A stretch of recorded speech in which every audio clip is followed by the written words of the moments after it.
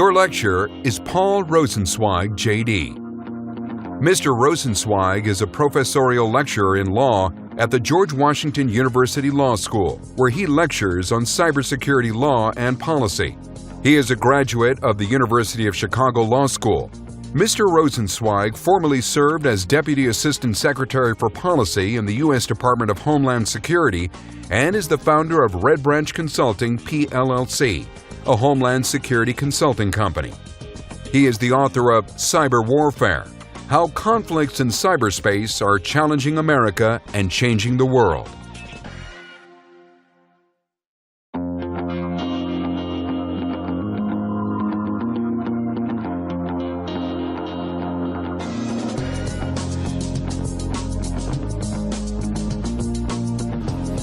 On the evening of March 10th, 2004, as a light drizzle fell, Attorney General John Ashcroft lay in a hospital bed at George Washington University in the Foggy Bottom section of the nation's capital. He was recovering from emergency pancreatic surgery. The events in that hospital room still resonate today. Gathered around the Attorney General were some of President George W. Bush's most important advisors, each of them a vital cog in the U.S. war on terror, then operating at a very high clip. They included White House Chief of Staff Andrew Card, FBI Director Robert Mueller, the Deputy Attorney General of the Department of Justice James Comey, who later became FBI Director under President Obama, and others. At issue was the answer to a relatively simple but incredibly important question. Could the United States conduct an effective global counterterrorism surveillance program under U.S. law? Or were effective surveillance and the rule of law essentially incompatible? And therein lies the fundamental tension of this course. How, if at all, can the United States of America engage in meaningful surveillance to maintain national security and defend the Republic without at the same time threatening privacy and civil liberty? You, no doubt, are interested in this question and have probably formed some of your own answers. I have opinions myself, which I will share as the course goes along. But my promise is that as we talk about surveillance, privacy, civil liberties, transparency, and national security, I'll try my best to give you the necessary legal and policy background to arrive at your own informed conclusions. Let me begin by outlining the themes we will address throughout this course. First, we'll talk about how technology often trumps the law. That is the phenomenon that everyday life legal rules often trail the development and application of technology. And as a consequence, private actors, by introducing new technologies and applications, frequently establish our standards for their use. Second, we'll discuss how the public relies on certain delegated and at times even self-appointed protectors of their liberties, rather than rely on themselves. In this, I'm referring to such delegated protectors as Congress, the courts, and even third-party private interest groups. Third, we'll talk about what I call the clash of institutions. That is, the idea that much of what passes for law is really more the product of conflicting institutional imperatives than of legal controls through statutes, regulations, or court decisions. And if you haven't heard of Edward Snowden and Chelsea Manning and Julian Assange by now, it's unlikely that you're actually taking this course. I suspect that almost everybody has heard of these individuals. Although if you haven't, we'll introduce you to them. They're individuals who have emerged as uncensored conduits to channel sensitive government classified information to mass audiences via new technologies. First is the idea that technology often trumps the law. Part of the struggle to define acceptable surveillance practices arises from the fact that we are continually trying to apply relatively old laws and legal interpretations to relatively new technologies. Often, the underlying legislation was written 10, 20, 30, sometimes even 40 years ago. In a world in which technology changes as rapidly as it does, it is unreasonable, indeed almost nonsensical, to expect old laws to fit all new technological applications. Yet often, that's all we have. To cite just one example, consider the idea that privacy in cyberspace today and within the government's databases is governed principally by the Privacy Act. Now that sounds good. Who can object to a law named the Privacy Act? But you realize what a problem that might be when you stop to think that the Act was written decades ago, in 1974. Although the Privacy Act expresses some important themes and principles that are still applicable today, it's also true that many of those principles don't fit the current technological capabilities. For the most part, law can never catch up with technology. The development of each moves at wildly different speeds. In a democracy, the drafting of each new law moves through multiple layers, from the private sector and grassroots citizen interest to the public arena, local, state, federal governments, as well as through multiple levels within the public sector. In the federal government, we typically start at the top with the president and Congress, and move from drafting and the passage of new legislation to its articulation and implementation by the federal regulatory agencies, whose methods are inherently slow and deliberate. By contrast, technological change is rapid, and it's only getting faster. You might be familiar with Moore's Law, which reflects an observation made by the co-founder of Intel, Gordon Moore, about integrated circuits. Back in the mid-1960s, he saw that the number of transistors that could fit on a chip doubled every year or two, and he predicted that it would continue to double for the foreseeable future. To date, his prediction has been remarkably accurate. Moore's Law wasn't legislation enacted by Congress to speed computer processing times. It was rather a principle of technological development expressed by a private technology executive. And yet, it has held true ever since Moore first gave voice to his prediction, much as any natural law might. 18 to 24 months is about a good approximation of the time it takes to get a new law through Congress when all goes well. And that doesn't count the time it takes for the written regulations that follow inside the bureaucracy. Technology always seems to move ahead more quickly than laws and regulations do. Related to this concern is the inherent conservatism of our legal system. And I mean conservatism with a small c. The Supreme Court is always reluctant to address new technologies with sweeping opinions. Consider Kwan versus the City of Ontario, California, a case from 2010 that addressed the question of whether or not a police officer had privacy rights to the messages on his pager. A pager? Yes, you heard that right. It took until 2010 for the High Court to address questions related to the use of pagers, a technology that by 2010 was almost totally out of date. And despite that, here's what the court said. Prudence counsels caution before the facts in the instant case are used to establish far-reaching premises that define the existence and extent of privacy expectations enjoyed by employees when using employer-provided communications devices. At least that gives us a glimpse of the big picture. The court is talking about employer-provided communications devices, a broad brush technology that could have widespread applications. But then the court stepped back to narrow its view. Quote, rapid changes in the dynamics of communications and information transmission are evident not just in the technology itself, but in what society accepts as proper behavior. As one friend of the court brief notes, many employers expect or at least tolerate personal use of such equipment by employees because it often increases worker efficiency. At present, it is uncertain how workplace norms and the law's treatment of them will evolve. If you ever wanted a great example of the reluctance of the court to rush ahead of technology, this is it. How's this for direction from the Supreme Court? And again, I quote, "At present, it is uncertain how workplace norms and the law's treatment of them will evolve."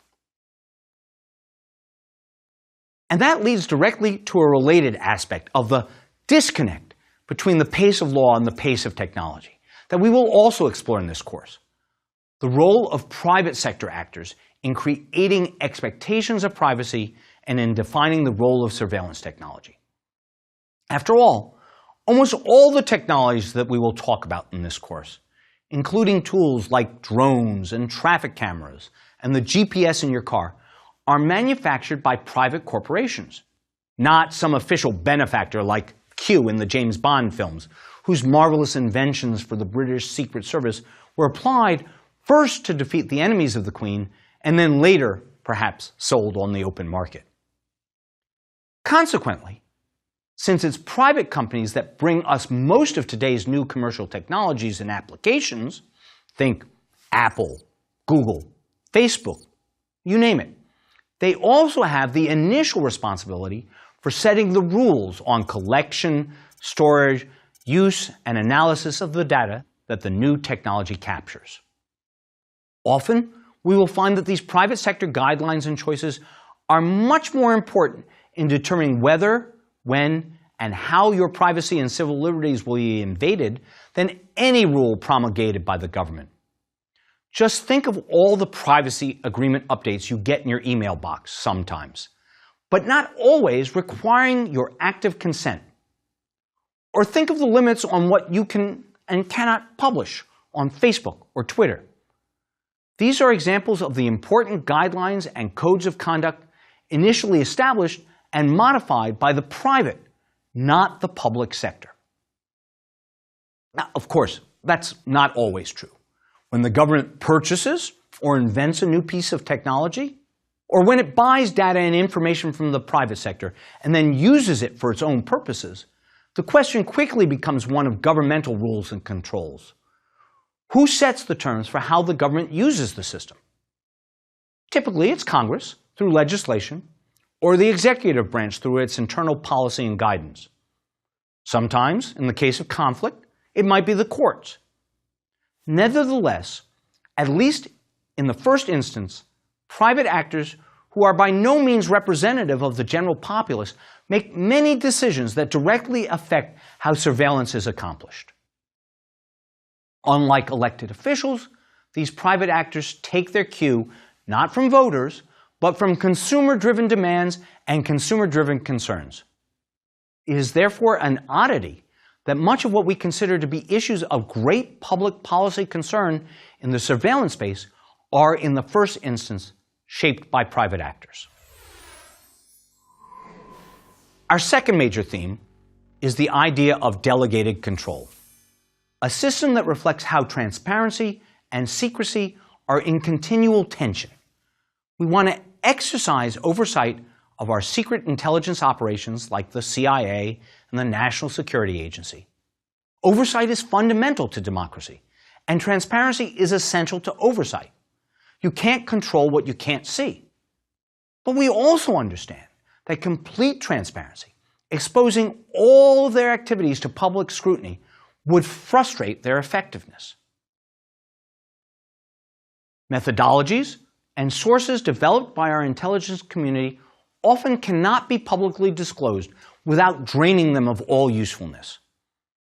That's a conundrum in a democracy. We want to maintain public control of our agencies, but we also want them to be effective at what they do. And so another theme that we will examine in this course is the idea that the American public has delegated to its representatives in Congress and the courts some of the responsibility for overseeing the intelligence community.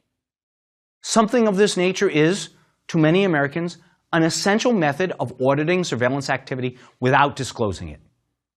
Yet today, many think that this model of delegated transparency is outmoded and ineffective, especially in light of recent revelations about NSA surveillance of Americans, some think that the current system is too insular. One example is a cloistered federal court system known as the Foreign Intelligence Surveillance Court, which Congress established in 1978 to entertain applications made by the U.S. government for approval of electronic surveillance, physical search, and certain other forms of investigative actions for foreign intelligence purposes. Here, the intelligence community is subject to the scrutiny of federal judges, but that scrutiny occurs behind closed doors in sealed proceedings not open to the public. That represents a compromise between complete transparency and complete secrecy.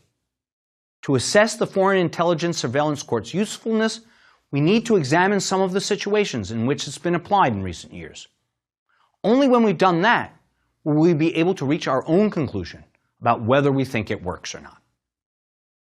But whatever you think of the Foreign Intelligence Surveillance Court, whether you believe it works or doesn't, behind its creation lies the idea that this type of institution, or something like it, is essential to the way in which democracies exercise control over secret agencies. And that brings us to the final overarching theme in this course. It's the idea that policy and law are created by the clash of institutions, every bit as much as they are by formal legal processes. Often, these are conflicts between branches of government, between, say, the executive branch and the legislature, or between either of them and the judiciary. Beyond this, there are often conflicts even within the executive branch, between, say, the White House and the intelligence community, or between the Department of Justice and the Department of Homeland Security. And sometimes, one part of the government is in tension with the private sector actors, who march to a different motivational drummer. Standing in lonely opposition, in some ways, to the government and even the private sector on issues of surveillance and policy is civil society.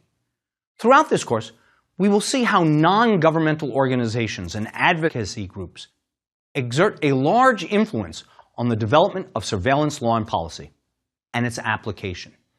These include formal organizations, such as the American Civil Liberties Union, as well as informal citizen groups and small communities, which might, for example, simply oppose the flight of drones over their own houses. And finally, we will talk about the role of independent journalism in monitoring surveillance activity on behalf of the public. The press, or media, is sometimes called the fourth estate because it has an outsized role in defining the debate and, to some degree, resolving it. For many people, the prospect of government surveillance is deeply concerning. For others, less so. One thing we need to do, therefore, is spend at least some time looking at the psychological effects of surveillance and what that tells us about how surveillance does and does not affect human behavior. Indeed, some are so distraught at the prospect that they are reacting to the growth of the surveillance state by trying to go off the grid, so to speak. One consequence is that we see greater private use of anonymizing and encrypting technologies as a way of keeping our personal selves concealed from government surveillance. Ours, of course, is not the only way to look at surveillance and security issues. America, obviously, is not the only country on the globe. And many other nations have very, very different concepts of surveillance and privacy. Some authoritarian regimes, for example, really don't understand what the problem is at all. In China today, or in Cold War East Germany, surveillance was far more pervasive and government control much more insidious. Likely in reaction to this Cold War surveillance, others in the European Union today take a much more privacy-protective view of surveillance than we do even here in the United States. We can and will learn a fair bit about current American practices by holding them up for comparison against these two edge cases. Return with me now to John Ashcroft's hospital bedside. Perhaps you can see better than before what makes the story significant. It is a classic example of U.S. institutions clashing over public policy and the legality of domestic surveillance programs. It is emblematic of the conflicts in law, public policy, and government institutions on questions of surveillance and national security. Remember that at the time of this event, the U.S. was fighting two wars, one in Afghanistan and one in Iraq, and was engaging with the specter of terrorism on a global scale. That conflict is a fundamentally asymmetric contest that knows no barriers, no boundaries, and in which the enemy often cannot be seen. As a result, high-ranking officials throughout the Bush administration firmly, and I think quite sincerely, believed that renewal of one particular surveillance program, one which became very controversial when it was later disclosed, was essential to ensuring American security. On the other hand, high-ranking officials in the Department of Justice, whose duty is to enforce the law of the land, believed this program was unlawful. The conflict between the ambiguity of the security impulse and the ambiguity of the law itself plays out over and over again in the contemporary world. And how did this particular story end? John Ashcroft, a conservative former Missouri governor and senator with impeccable law enforcement credentials, had, for the past several years, authorized a surveillance program that involved the collection of Internet metadata. Metadata is data about data. It's not the content of a telephone conversation, for example, but rather information about certain technical aspects of that conversation, such as what phone number was called, what phone number the call was placed from, and perhaps how long the conversation lasted. In this specific instance, the Internet metadata in question was information about web search requests made by individuals and the websites that they had browsed to and the hyperlinks they had clicked on. For a number of years, the U.S. government had been collecting that sort of information from Internet service providers under a program known as the President's Surveillance Program. The Bush administration initiated the program in the immediate aftermath of 9/11 to assist our intelligence agencies and warfighters to track terrorist activity. When initially set up, the program was authorized by a little-known office within the Department of Justice known as the Office of Legal Counsel, or OLC. In support of authorization, the Office of Legal Counsel issued an opinion stating that the President inherently held the authority to authorize this sort of program even though Congress had passed no law expressly permitting it.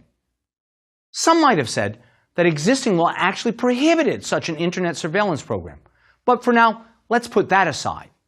At a minimum, the program existed only because of the presidential authorization. Time had passed since the Office of Legal Counsel provided initial approval of the program, and new attorneys had joined the OLC. In particular, one OLC attorney, a Harvard law professor named Jack Goldsmith, had joined as head of the office. After studying the program, he concluded that the original opinion authorizing it was wrong. In other words, Goldsmith concluded that the Office of Legal Counsel analysis was in error and that the President did not have the inherent authority he'd claimed without congressional authorization. So Goldsmith's advice at the time was for the Department of Justice to refuse to reauthorize the program and that the program be shut down.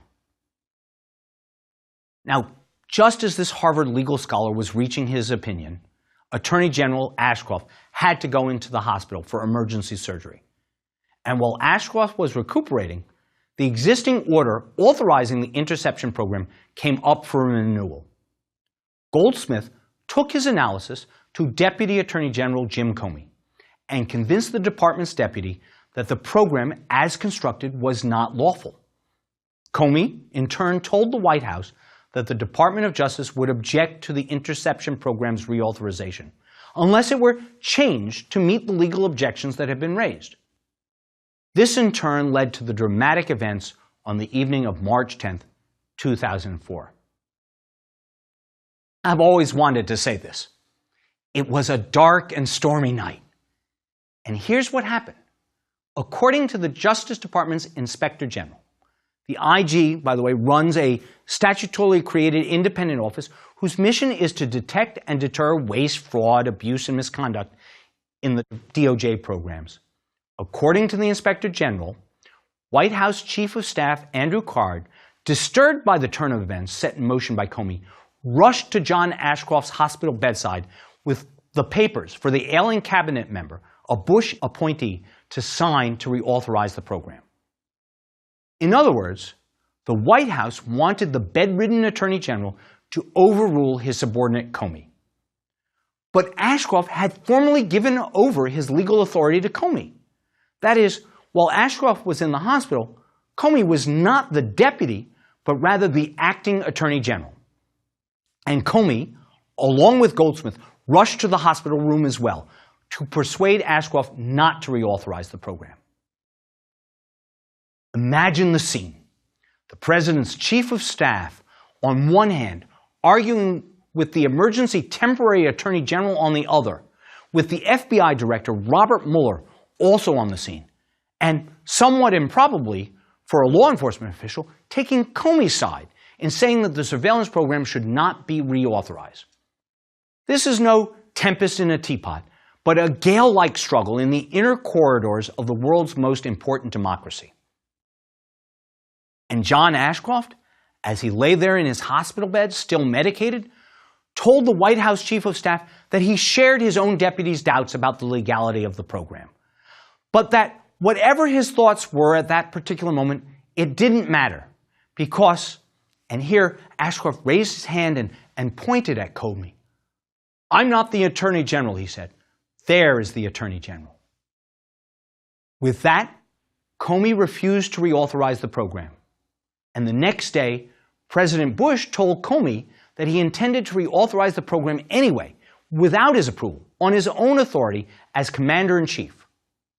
True to his word, a new directive was circulated under President Bush's name the very next day, making the explicit assertion that his authority displaced the existing limits entailed in the Foreign Intelligence Surveillance Act, under the rationale that the law, quote, cannot be read to infringe upon the President's constitutional role as Commander-in-Chief, according to a government review of the events several years later.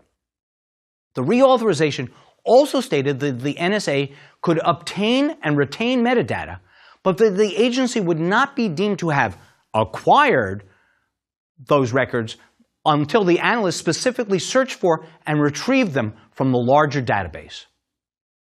At that point, Comey, Goldsmith, and others all threatened to resign.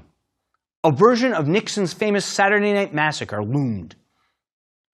Perhaps the most notable resignation threat was from FBI Director Robert Mueller. While some in the administration, including the Vice President, thought that the program, which went by the code name Stellar Wind, was essential to the nation's security, Mueller was having none of it. He thought the rule of law was the key component of American security. As he said in a speech he later gave, "The rule of law, civil liberties and civil rights, these are not our burdens. They are what makes all of us safer and stronger." He too told President Bush that he would resign if the program continued. A few days after that, President Bush reconsidered. Or you might say he backed down. He modified the program to accommodate the legal objections that Comey and Goldsmith had raised. The program was narrowed to apply only to al-Qaeda and other groups in armed conflict with the United States. And the President dropped his assertion that he could overrule the law based on his presidential authority as Commander-in-Chief. Certain other aspects of the program, still shrouded in secrecy, were reportedly discontinued. And Comey, Mueller, and Goldsmith, in turn, all signed off on the reauthorization. So there you have it, an almost perfect example of an institutional clash driving surveillance law and policy. In this instance, the clash was mostly inside the executive branch itself. It was a dispute between the White House and some former lawyers of the OLC on the one hand, and on the other, the then current crop of lawyers, who had a different view of the legality of the surveillance program. On the other hand, perhaps we make too much of this story. After all, in the end, the program was reauthorized in a slightly different form. And as we will see, in later years, the basic program was reauthorized by Congress. A pragmatist might say that only the labels changed. The substance remained the same. For myself, though, I think the story is significant as an example of the extraordinary ways in which some such conflicts are resolved. I think it is also significant for what it tells us about the American approach to surveillance and about how, in the end, rules and laws matter. Say what you will about the surveillance programs the United States is developing. America, almost uniquely in the world, is struggling with the very difficult and complex question of how to conduct surveillance within the bounds of law. That is a hallmark of the nation's democracy. And that, I submit to you, is the fundamental question that we're going to talk about in this course.